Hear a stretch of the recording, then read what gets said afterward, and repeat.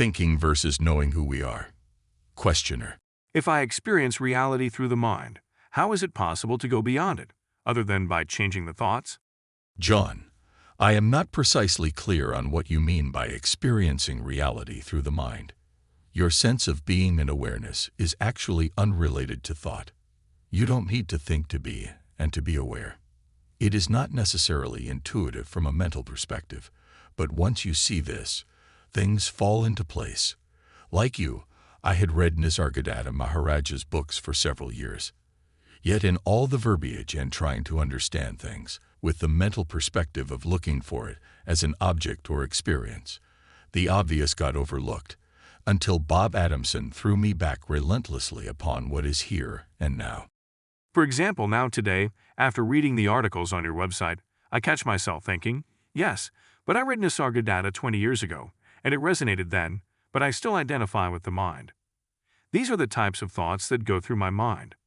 I can come back to asking myself if I exist, which is undeniable, and maybe there is a feeling of being closer to the truth, but then mind rushes in again, and I am back in it again. For you or Bob, there must have been some fundamental change in viewpoint or perspective, and now you, even in mind, for your thoughts support your realization of what you have perceived. Sense that intuitive truth. The bottom line is that you are that presence or awareness now. When you first get exposed to this, the mind and all the concepts want to rush in with what if, and but, and so on. Then you are pointed back again and again to the fact of your own being. Through force of habit, we instinctively look to the thoughts as a gauge of where we are, but it is looking in the wrong direction.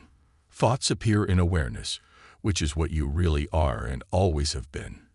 It is like being above the clouds and then looking down at the clouds searching for the sun. You say, look at all the clouds. They keep arising. Where is the sun? But if you turn around, you notice that the sun is behind you, and it is illuminating the clouds. It is even what is allowing you to see them. The sun really has nothing to do with the appearance or configuration of the clouds. It is a subtle shift, but has profound effects. We have been looking in the wrong direction, and this can be quickly remedied once this gets pointed out. It is not really anything you need to practice. You just notice it. The answer is not in the mind. If you ask most people to look across a room and say what they see, they will usually name the various objects. Few will say they notice the space. But once this is pointed out, you notice that everything takes place in space.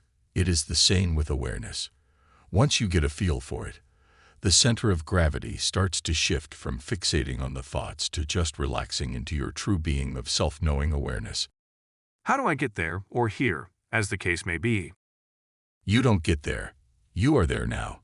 Your existence awareness is here and now always. If I can make a suggestion, don't be concerned at all with thoughts. The rising of thought has nothing to do with any of this. Be more interested in what thoughts appear in and on. That is the direction to explore. Dealing with thoughts is interminable, and there is no freedom forthcoming from doing that. I know from experience, believe me. Know your true nature, and thoughts take care of themselves.